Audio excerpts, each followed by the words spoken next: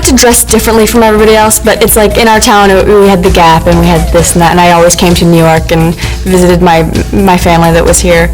So I kind of saw... Maggie Rizer, the golden-haired supermodel of the 90s, was once the darling of the fashion world, but behind her stunning beauty and effortless charm lay a deeply troubling story of personal tragedy and adversity. But what difficult experiences has the supermodel overcome, and how has she managed to find strength in the face of adversity? Join us to find out. Beyond the lights, Maggie's journey didn't take off on the runway. It originated in the serene, average neighborhoods of Watertown, where her early years were defined by affection, sorrow, and a strength that molds an individual well before stardom surfaces. When she was only 2 years old, her parents went their separate ways. Maggie's father, Kevin Rizer, revealed that he was gay, a fact that she never considered to be a negative trait. However, people in her surroundings were not always compassionate. At school, both she and her sister Julia were subjected to taunting and harassment. Children could be insensitive, and although Maggie did not allow their hurtful words to shape her identity, she still felt their impact. And then came the biggest blow of all.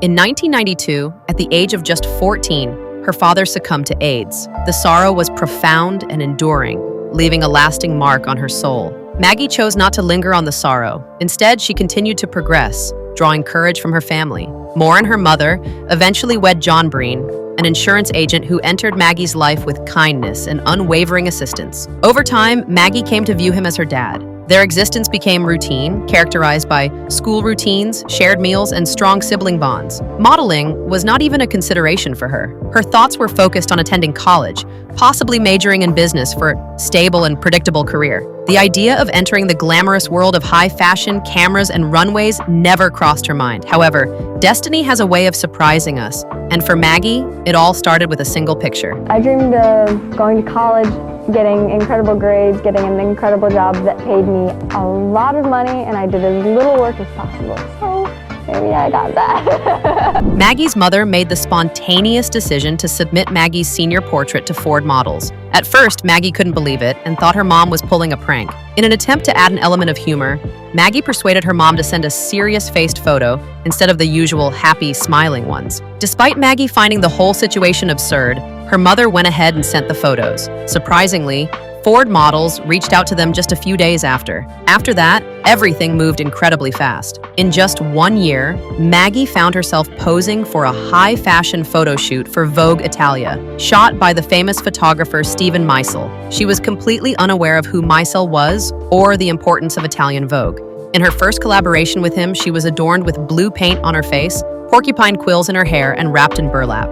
While she was clueless, Meisel had a vision. And before long, the fashion world took notice as well. Maggie stood out among models, earning a special place as one of Meisel's preferred choices and gracing the pages of Vogue Italia multiple times. Her face had a unique quality, transitioning effortlessly from sweet and innocent to edgy and high fashion. Her runway walk was unpretentious and straightforward, commanding attention without any unnecessary theatrics. Designers admired her ability to bring their vision to life, recognizing that she possessed something beyond just physical beauty, a provocative allure that made a lasting impression. She quickly climbed the ranks in the fashion world, strutting her stuff for top brands like Prada, Chanel, and Dolce & Gabbana. Her face was featured in ads for Clinique, Calvin Klein, and Fendi in various campaigns in Asia.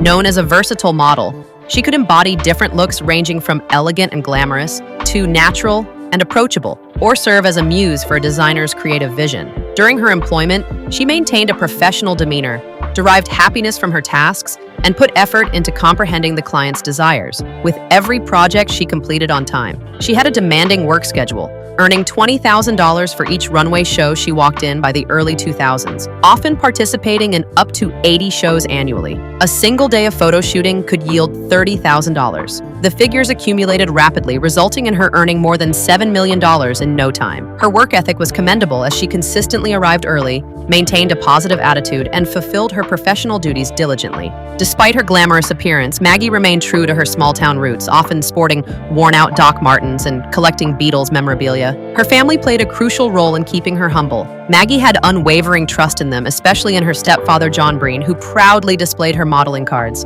John was her ultimate cheerleader, providing support and encouragement throughout her journey in the modeling industry. She had plans to eventually entrust him with her entire wealth, but for now, Maggie was basking in the peak of her successful career, with the spotlight firmly on her, and that's where it all started to crumble. Let's dive into it. When trust breaks, Maggie Rizer had accumulated over $7 million by the year 2002. She was considered one of the top American models of her time, gracing magazine covers, strutting down prestigious runways, and representing luxury brands worldwide. While many perceived her life as a limitless dream, the truth behind the glamorous facade was a hidden and gradually escalating reality that eventually could not be overlooked. The situation started with small incidents. John Breen, her stepfather, whom she had always cared for and trusted, began to express concern about their financial situation. He hinted that there was a lack of funds and suggested that she should cut back on her spending. Maggie was confused by this, as she considered herself to be modest in her expenses.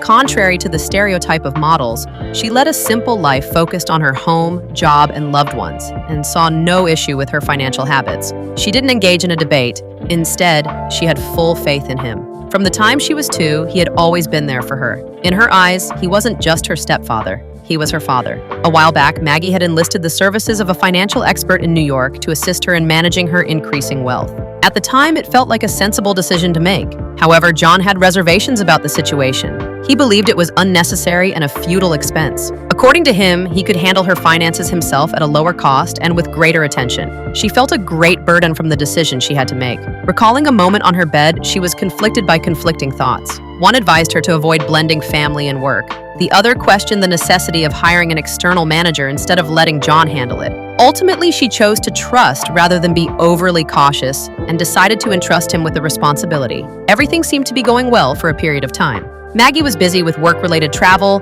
fashion shows, and modeling gigs, feeling confident about her finances. Little did she realize that John was spiraling out of control. He had succumbed to a destructive gambling habit, often spending his days at a bar in Watertown, obsessively playing quick draw. The rapid succession of numbers on the screen provided a thrilling high for him, likened to an irresistible addiction by a local politician. John was hooked, and it was taking a toll on him. He didn't just gamble occasionally, but obsessively, at times purchasing up to 50 tickets at a time. His gambling was not simply a form of entertainment, but a continuous financial burden. In order to sustain his habit, he started writing checks from accounts that Maggie was unaware of. Every week, he would invest substantial amounts of money into the game. There were instances where he lost over $60,000 in a single week.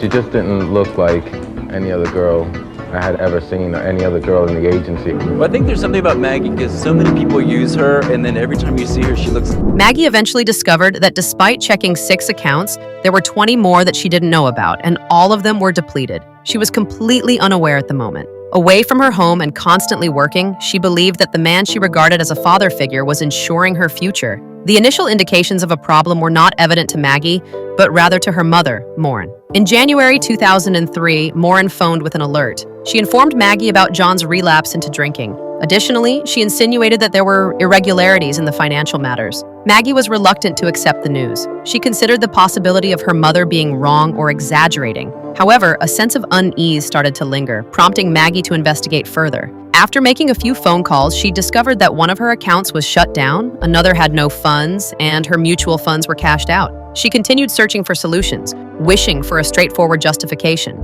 Perhaps the funds had been transferred. Perhaps there was an additional account that slipped her mind. Perhaps it was an administrative mistake. Nevertheless, every new declaration reiterated the same narrative. There was no remaining balance. She contacted the bank first, then reached out to her brokerage firm, followed by contacting her investment manager. Each time she received the same disappointing news that her money had disappeared. In Watertown, Maureen initiated a discreet inquiry of her own. She examined John's possessions and meticulously sorted through his discarded items. To her dismay, she discovered evidence of gambling, fraudulent signatures, and numerous withdrawal records. So how did she handle the heat? Stay with us. Grace in the ruins, over $7 million had mysteriously vanquished. All the photo shoots, runway shows, and late-night flights to different cities were all erased, leaving no trace behind. While many would typically react with anger, demand for justice, and make headlines over such a significant loss, Maggie Rizer felt a different, more personal, and heavier response. She didn't explode. There was no public blame, no intense display of emotions, no media appearance to defend herself.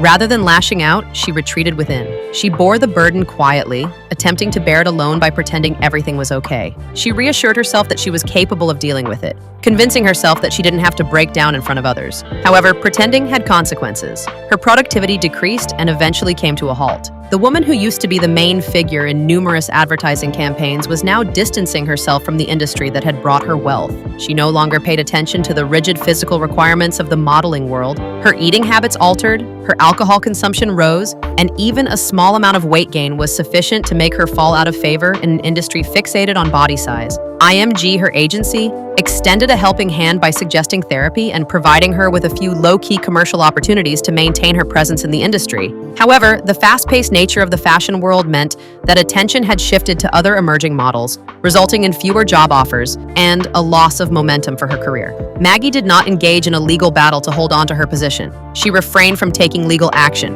or appearing in court to confront the individual who had caused her significant harm. Even though her stepfather, John Breen, was arrested and faced with charges, she chose to provide her testimony from a distance. She continued to view him with the same perspective she had as a young girl who admired him. She believed he was not a malicious person, but rather someone who was profoundly damaged, and she hoped he would start valuing life as a precious blessing. Maureen, Maggie's mother, had a different perspective on the situation. She viewed it as something that could not be forgiven. The disintegration of her family's security had forced her and Maggie's siblings to seek public support for survival.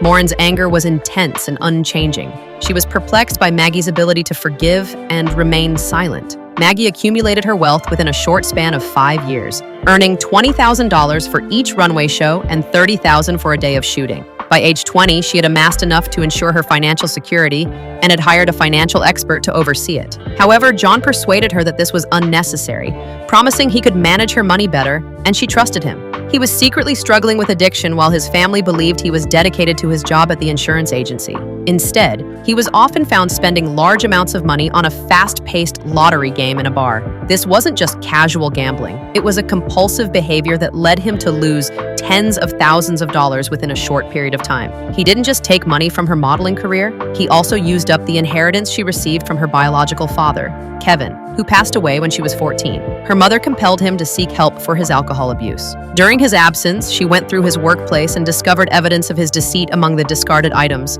betting slips, fraudulent checks, and papers, revealing all the undisclosed withdrawals. The extent of the financial damage was nearly incomprehensible. In 2004, John Breen was found guilty of grand theft and plotting to deceive others. He received a prison sentence ranging from 16 months to 4 years. The news captured the attention of the community, with some residents expressing surprise, while others had heard rumors about his gambling problems and outstanding bar debts for a long time. Maureen candidly confided in a journalist, admitting that he had caused the family to drift apart, leaving them to bear the consequences. On the other hand, Maggie had no hope of recovering the money. What she truly wanted to mend was not the financial loss, but the breach of trust that had occurred. She had always thought she could easily discern between the good and bad qualities in people. In her perception, individuals with dishonest or harmful intentions would bear some visible characteristics. However, John defied her expectations. His appearance gave her a sense of reliability. This belief had played a role in her emotional breakdown. After he was released from prison, the consequences lingered.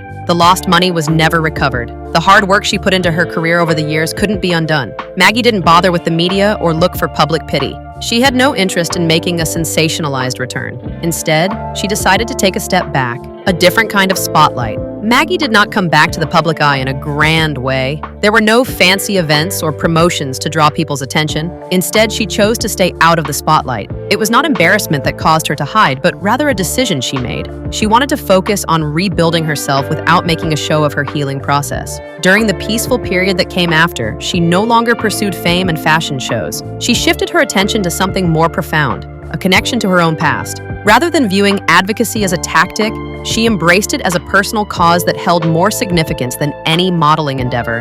When she was just 14 years old, her biological father, Kevin Rizer, passed away due to complications related to AIDS. She had been aware of his illness for the majority of her young life. This awareness had a subtle yet profound effect on her, molding her in ways akin to water slowly eroding a rock. Instead of making her outspoken or theatrical, it made her contemplative. It prompted her to ponder deeply about her place in the world and the legacy she wished to leave behind. During her childhood, she was always conscious of her father's limited time. This feeling never truly went away. When she made a comeback, it wasn't in the fashion world, but at a charity event. Maggie established a consistent presence in promoting HIV awareness and treatment advocacy through her involvement with AMFAR, the Foundation for AIDS Research. She took on leadership roles in fundraising events, delivered speeches, and actively supported initiatives aimed at improving the lives of those affected by HIV. Maggie participated in various events, from high-profile galas to private dinners focused on discussing research funding. I've really worked hard and focused since I started modeling to use the exposure that I have in the business to help raise money and awareness for AMFAR. Her focus was on making a tangible impact on the lives of individuals affected by HIV rather than seeking personal fame or glamour. The young girl, once famous for her looks, is now gaining attention for her singing. Her voice, influenced by her hardships, is filled with determination. She is convinced that if she can prevent one girl from losing her father early, it would be a valuable accomplishment. However, Maggie's concept of achievement at that moment did not only revolve around her involvement in public issues. She was also dedicating time to focus on something equally crucial, her personal healing process. After the robbery, she was left with wounds that went beyond just losing money. It wasn't just about the financial loss, but also about losing her self-assurance, belief in others, and even trust in herself. Even simple tasks like checking her bank account would make her feel anxious. Managing bills seemed like too much to handle, and signing contracts would revive the fear she experienced when she found out her savings were gone. She bore a silent guilt within her. It wasn't because she felt like a target, but because she thought she should have anticipated it. It would take a long time to unravel that self-condemnation. Maggie embarked on the process of reconstruction in private. She initiated counseling sessions. She established regular schedules that provided her with a feeling of steadiness. Taking care of animals became a source of solace for her, taking in dogs, contributing to her local SPCA, and assisting shelters in any way possible. And with all this pain, she still showed up once more in the fashion world. Stay tuned. A quiet bloom. Her reemergence in the fashion world was subtle, resembling the gradual blooming of a flower following a harsh winter. It was a deliberate and careful process, devoid of any urgency or need for attention. Instead of rushing back in and making a grand entrance, she took her time, paying close attention to her own instincts and preferences. She was in tune with herself more than ever, making decisions independently and with purpose. She wasn't afraid to seek advice and consider different perspectives, but ultimately she trusted her own judgment and was quick to distance herself from anything that didn't feel right. She didn't have to transform herself completely. There was no need for her to demonstrate her worth to anyone. Her main desire was to feel capable of standing on her own and remaining true to herself in the spotlight. And she succeeded in doing so. Her inner strength and resilience led to a genuine change in her. Instead of seeking attention on the runway, she chose to communicate through her silence. Sometimes, not being present can make a bigger impact than receiving praise. She eventually re-emerged into familiar territory.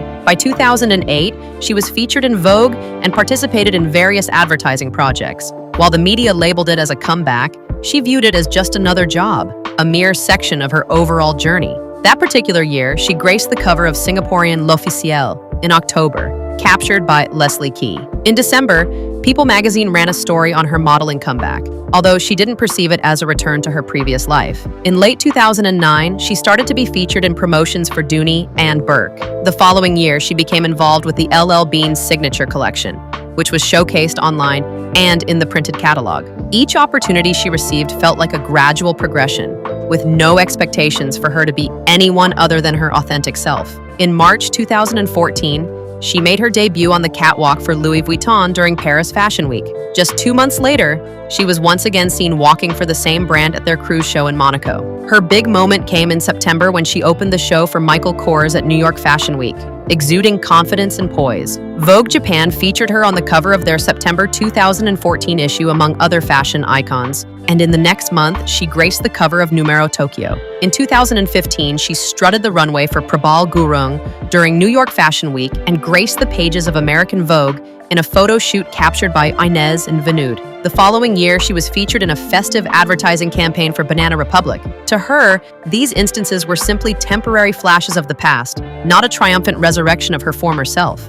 The youthful version of her had vanished, replaced by a new person who embodied strength, wisdom, and gentleness simultaneously. Despite the familiarity of the industry, she had undergone a profound transformation. Apart from the bright lights of the cameras, changes in her personal life had gone beyond just career advancements. Her demeanor had transformed, no longer seeking validation from others, but instead following her own path. Although the runway had once felt like a performance stage, it now simply represented a brief pause in her evolving journey, a journey that no longer required external approval for fulfillment, anchored in love. In 2010, Maggie tied the knot with Alex Moran, an advocate for the environment who cherished nature and the peaceful charm of a modest lifestyle. They embarked on a journey away from glamorous events, paparazzi, and the pressure to maintain a certain image. With the addition of 4 children, their lives became richer, filled with unique personalities, joy, and a reminder to savor each moment. Their routine became predictable until in 2020, they decided to do something unexpected.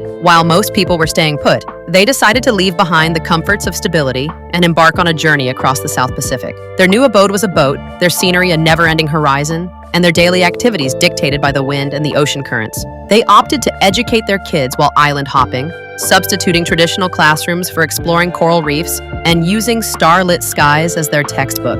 Maggie took a courageous step that felt like second nature to her. During an interview, she was pictured with the ocean as her backdrop, her hair tousled by the salt air and the distant sound of her children's laughter filling the air. There was a sense of calm about her that surpassed anything a staged photo shoot could convey. Sailing had been a long-held aspiration that they had always envisioned. The changing world circumstances served as the catalyst they needed to embark on the adventure. Once they set sail, life took on a new meaning for them, one that was liberating, unhurried, and more authentic. The vessel didn't simply transport them to distant locations. It united them with each other. Removed from the hustle and bustle of daily life, Maggie discovered herself paying more attention to her spouse, her kids, and the ebb and flow of the sea. There were no fashion experts, beauty treatments, or agents managing her schedule. Her focus was on handling ropes and tying knots, observing the sky transform, and planning educational activities for the children, or preparing meals in a compact kitchen aboard the boat. During moments of solitude, her mind would wander back to her days as a model. Despite its heyday, she didn't view it with rose-colored glasses. She recalled the unrelenting demand to maintain a slim figure, and how the business molded young women to become mere replicas of themselves, not just physically, but also in terms of their confidence. She candidly shared about those trials, about the compromises obscured by the glamorous facade. It wasn't an environment she wished for her daughter to inhabit. Irrespective of the potential benefits it offered, the price to pay was simply too steep. In the present day, she occasionally appears on camera for close associates or lesser-known brands that align with her beliefs. She no longer follows the latest fads or strives to stay in the spotlight. Her current projects seem more like a personal decision rather than a requirement, just a small part of her overall journey.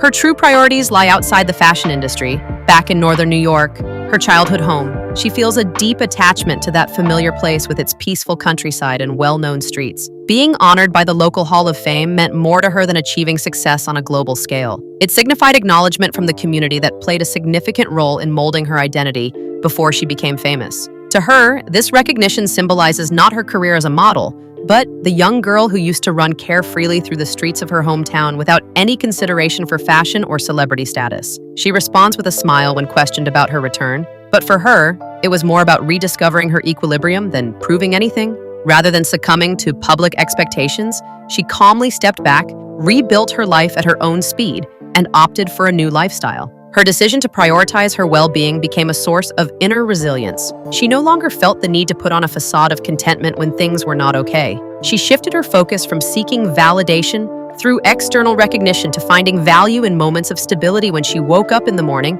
tucking her children into bed at night, and peacefully watching the sunset without feeling the pressure to be elsewhere. She now imparts the wisdom she gained through difficult experiences to her children. She educates them on the fact that each day presents a new opportunity for them to shape their own destiny. This profound insight is rooted in her personal journey of enduring profound sorrow and embracing moments of happiness. Her profound understanding of life did not stem from her time in the fashion industry, but rather from the challenges she faced, the process of healing, and the decision to persist despite difficulties. In her story, there is no seeking vengeance or dramatic retrieval of a lost crown. What do you think about Maggie? Let us know in the comments. If you enjoyed this video, like, share, and subscribe to this channel for more celebrity gist. Before you go, watch the other videos on your screen.